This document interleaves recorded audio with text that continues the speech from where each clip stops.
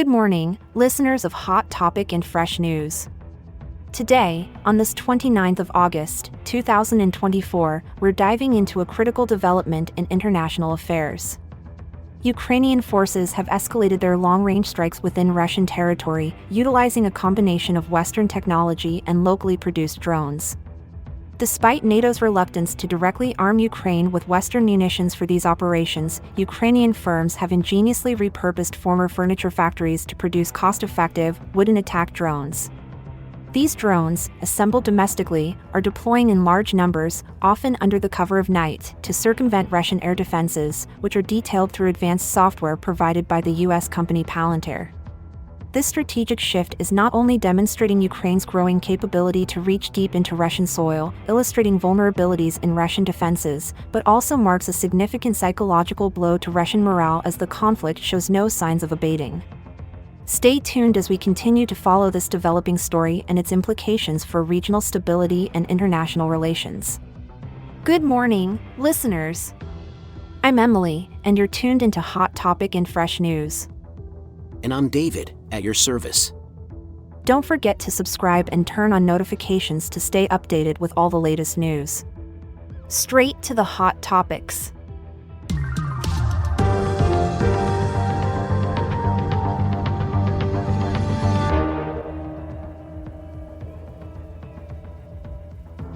Can you clarify how these drones are making such a significant impact despite being made from such mundane materials like wood? Absolutely. The simplicity of the drones is key here. They're inexpensive and easy to produce, making it feasible for Ukraine to deploy them in large numbers. Each drone can carry out strategic strikes, and even though only a fraction reach their targets, the psychological impact and the disruption they cause are considerable.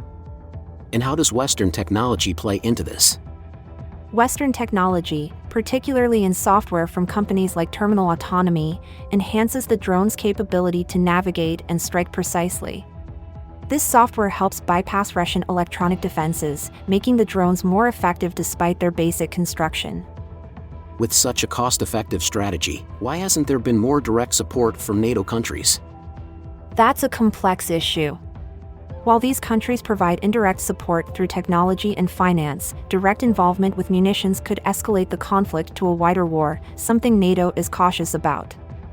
Moving to your personal viewpoint, how do you see the development of these drones influencing the conflict? I believe these drones are not just tactical tools but strategic game changers. They shift the narrative by showing that Ukraine can extend the conflict into Russian territory, which could potentially change public perception and political pressure within Russia itself. Isn't there a risk of significant escalation due to these drone attacks, potentially leading to more severe consequences?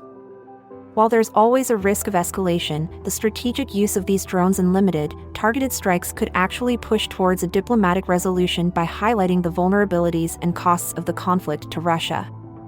I apologize for my skepticism. It's clear this strategy has more depth than I initially considered. Could you explain how Palantir's involvement alters the dynamics of Ukraine's drone strategy? Palantir's role is critical because their software boosts the precision and efficiency of the drone strikes. By providing analytical tools that map out air defense systems and electronic jammers, they enable Ukraine to strategize their drone paths, making each strike more likely to succeed against formidable defenses. How significant is the use of artificial intelligence in these drones? It's a game changer. The artificial intelligence allows drones to navigate independently, analyzing terrain in real time. This capability is vital for avoiding detection and increasing the probability of reaching their targets amidst heavy countermeasures. There's mention of a high rate of drone losses. How sustainable is this strategy? It's surprisingly sustainable due to the low cost of producing these drones compared to the high costs of the missiles used to shoot them down. Essentially, it's an economic warfare strategy, aiming to exhaust Russia's resources by forcing them to spend heavily on air defense.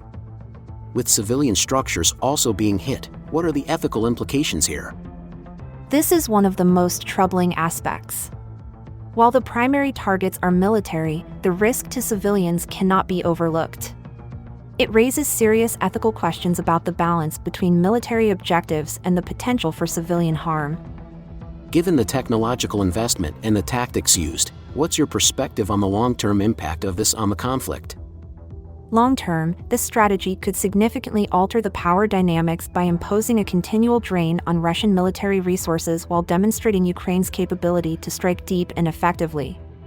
This persistent pressure might influence political negotiations and public sentiment, potentially leading to shifts in the conflict's trajectory. How do these long-range strikes inside Russia shape the public perception there?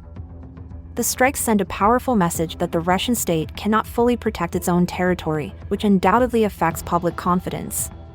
Seeing drones over Moscow or damage to military installations reveals vulnerabilities that can sway public opinion and possibly policy.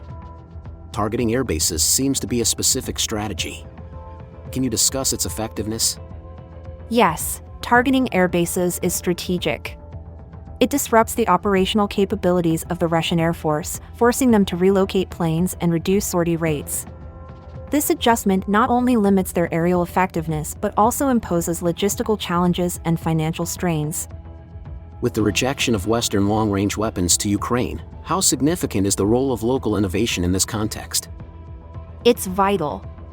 The reliance on homegrown technology like these cost-effective drones demonstrates Ukraine's resilience and ingenuity. They're not just waiting for external help but are actively developing their own solutions, which keeps their strategies flexible and adaptive. What about the concerns from Western capitals? How does this influence Ukraine's military strategy?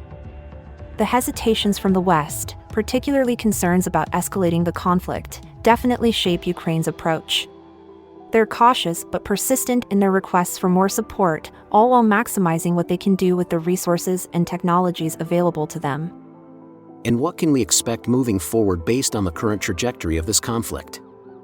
The intensity of the conflict is expected to escalate, according to sources like Francisco Sarah Martins.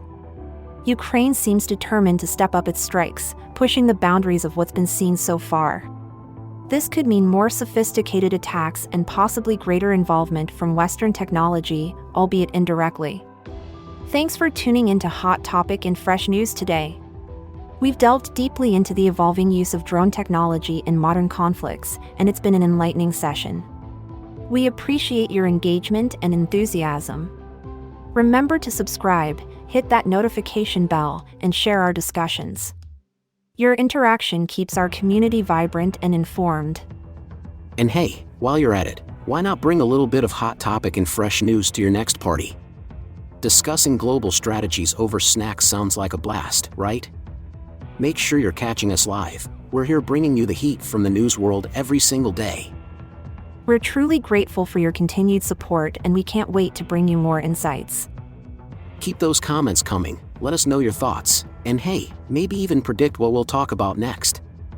Stay in the loop, keep your eyes on the news, our channel's content will amuse.